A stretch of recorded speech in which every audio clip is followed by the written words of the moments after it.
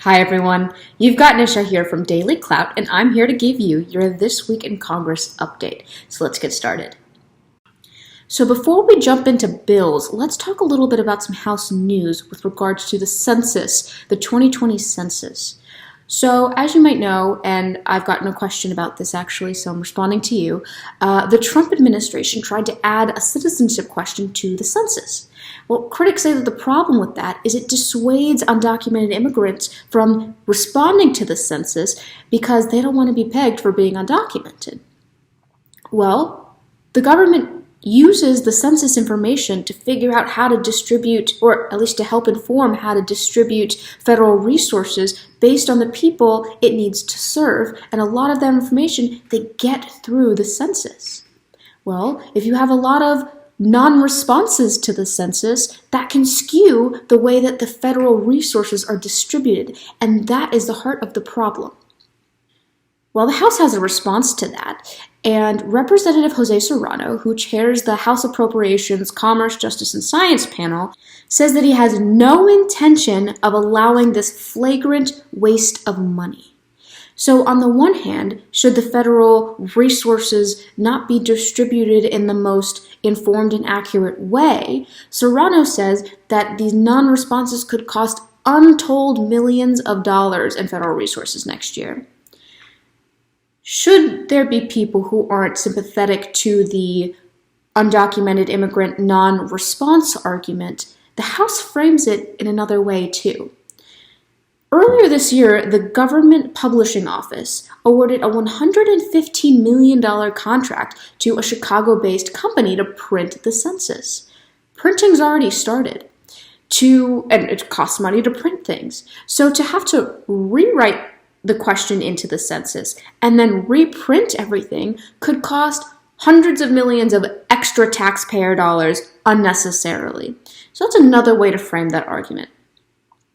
The Trump administration is still pushing for the question, even though the Supreme Court blocked the inclusion last month. But it's important to note, since we're talking about the census, what is sort of the status of this question? The Supreme Court didn't block the question itself as being unconstitutional. They blocked the reason for including the question as being unconstitutional. In fact, in that opinion, the Supreme Court said that asking a question about citizenship on a census form does not violate the Constitution or the Census Act. The Supreme Court only decided that that question included in the census would be unlawful because the administration's reasoning for including the question in the first place was inadequate.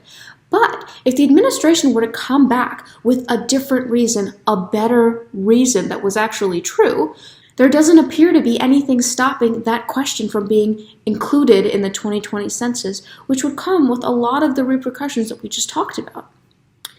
For the 2020 census, at least, it's too late. After the June 27th decision, the Department of Justice and the Secretary of Commerce both stated that the 2020 census form would not include the citizenship question. But on July 3rd of this last week, President Trump stated that the administration would continue its efforts to add the citizenship question, if not to the 2020 census, to the next one. So to bring this all back to the center, given this broader context of undocumented immigrant non-responses and how that can skew the federal distribution of resources, and given the status of the citizenship question in the Supreme Court right now, and that was the question that you all asked me, sort of what's the status of this question, the real hurdle doesn't seem to be about the 2020 census, even though the administration has said that they're going to keep pushing for it.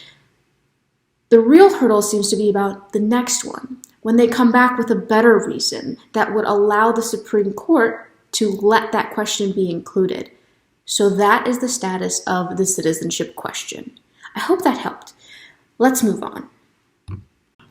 So you may recall from the last time we talked about Saudi Arabia, not too long ago, that the Senate passed a bunch of joint resolutions disapproving of the arms deal with Saudi Arabia. Now, this is coming in the midst of the Khashoggi investigation, a journalist who was killed in Saudi Arabia at the direction of the Saudi Arabians, and Congress wants to hold Saudi Arabia responsible for that death, not let them get away with it.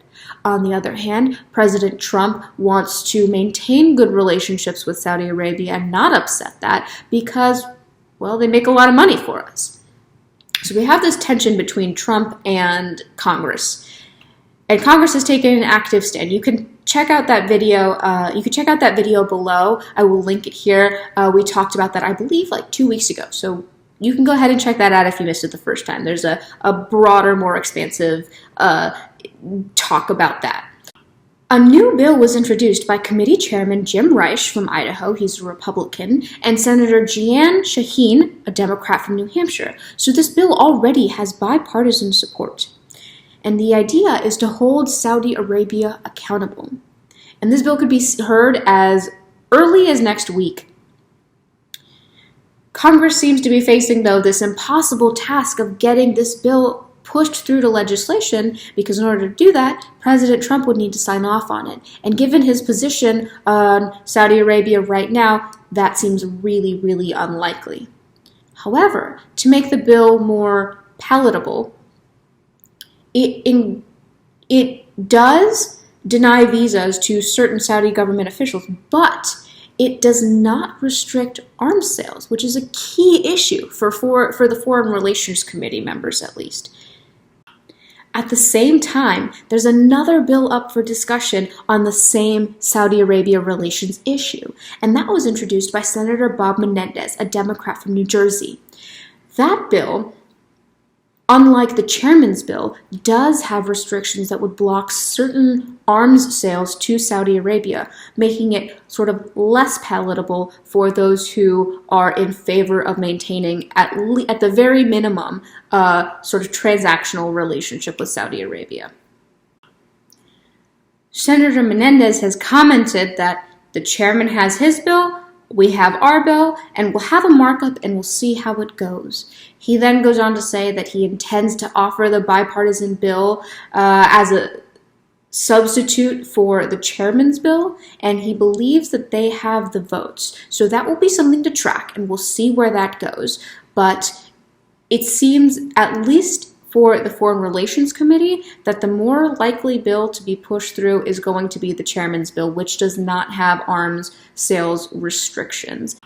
So lastly, an update from the courts, but this will certainly be on Congress's mind and very important to them.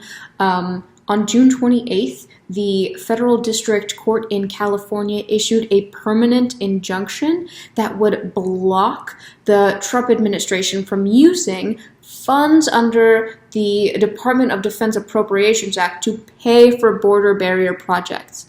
That might sound kind of familiar to you because in May they issued an injunction, but that only covered part of the wall projects. This covers all of them. That is to say that none of these funds that were reprogrammed under a section of the Department of Defense Appropriation Act can be used to build the wall.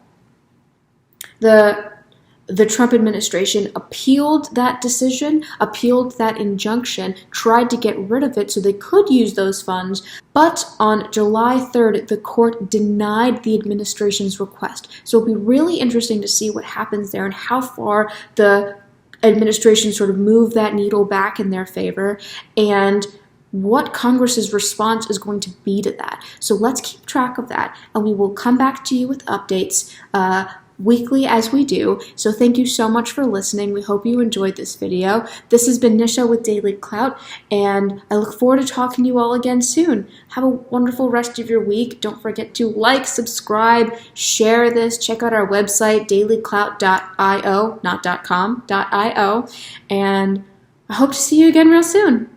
Take care now. Bye.